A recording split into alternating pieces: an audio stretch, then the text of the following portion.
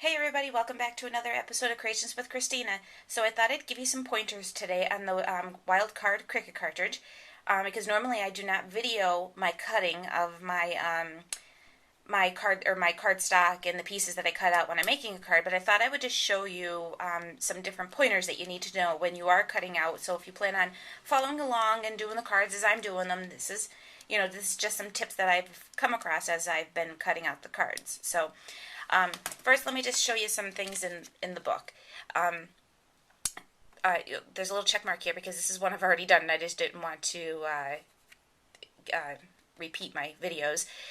This is the scallop card, which is the first one in the book, and this is the regular cuts. This is the card, that's the envelope, and then it also has some frames that you can use to decorate your card. There's liners. This liner down here goes with this card. This is the envelope liner. This here is the blackout feature, which is the card and the envelope in a blackout. So for example, this card cuts out little holes to make a little decorative edge on each side of the card. This one takes away that edge but still keeps the outline. Same thing with the envelope, it does the same thing. And then there's also some words and phrases. There's the alphabet, and then there's icons. And these icons can actually be used to decorate your card or page, well actually your card. This is the branch I used on my last card, but this right here I did not use. These are just dots that have holes in the middle that actually are used on the card for the closure.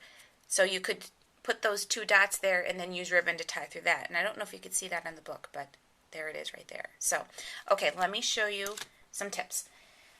First thing, I always use 8.5 by 11 paper. Well, sometimes I don't always, but most of the time I do. So what you need to do is when you're putting your cardstock on your mat, you need to actually put it in this location. So we're just going to load this in. And then what we do is we move our blade right to the area that we want and hit set paper size. And it'll tell you up here that it's, the location that it's at. So, and I actually don't think it's in the right spot. So let's change that and hit set paper size again. Okay, so now what I'm going to do is when you're cutting out your card, the first thing you want to do, especially when you're using the wild card cartridge, is you want to cut out your envelope first because you're going to do the fit to size feature, and the envelope is bigger than the card, so the inches are going to be different on this. So I always cut out my envelope first.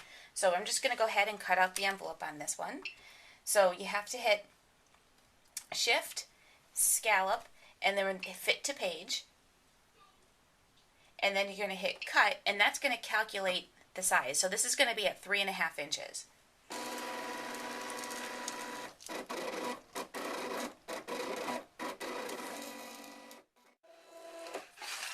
Okay, so there we go. There's our envelope. And see, it's much larger than the card's going to be. So this is the envelope cut at 3.5 inches. And what I do is I always write down the size that it cut at. Only because, as I'm crafting or whatever, I get distracted or, my son comes and asks me a question. So I write it down. So then what I could do is next, when I'm able to go back, I remember that it's at 3.5 inches. And when I go to load in my paper for my next card, I just have to readjust my cardstock here. I just load my paper.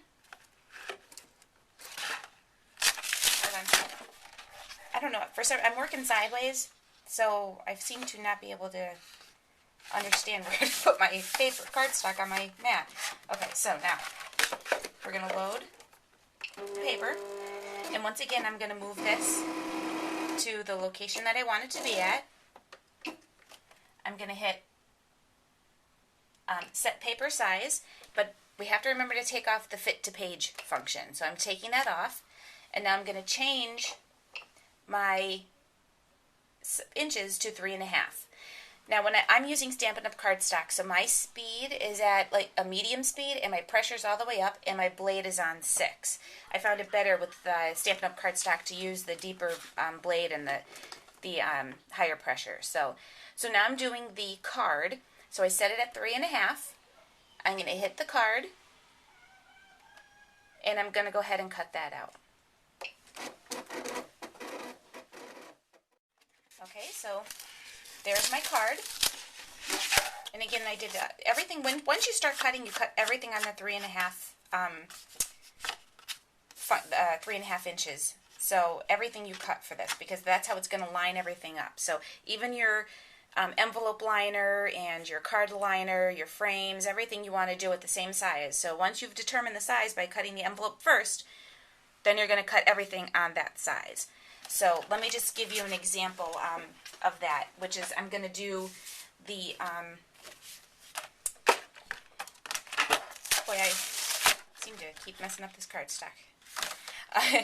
I'm going to do the liner now for the envelope. I'm doing it in the same color, but at least you'll be able to kind of get the idea. So once you set your inches, or determine your inches with your envelope, then you want to keep doing that for all of your cuts, especially when you want it to match up with your card. So we're going to do, let's see, I need my book. So this will be the liner. So let's hit, where's liner? You're going to hit liner, and we're doing the envelope liner, so you have to hit shift and the scallop card. And this will be the liner now for the envelope. Okay, there we go. Now that's my liner for my envelope. Let me just get this out of the way here and bring up my envelope. And as you can see, this will fit now right inside the inside of my envelope. So I hope you can see that. Am I in the right spot there? So it matches up and it cuts everything perfectly. So you'd want to use, like this one, you'd want to use a different color so your different color peeks through. So it's really cool.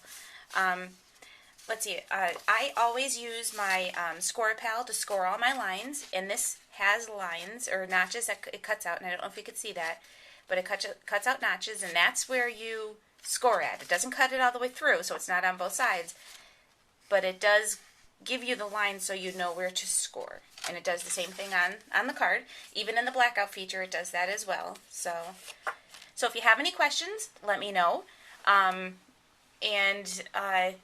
I hope you join along as I adventure through the entire wild card Cricut cartridge. So, like I said, anything you need to know about the Cricut cartridge, you can email me or you could PM me on the Cricut message board. So I'll talk to you soon. Thanks. Bye.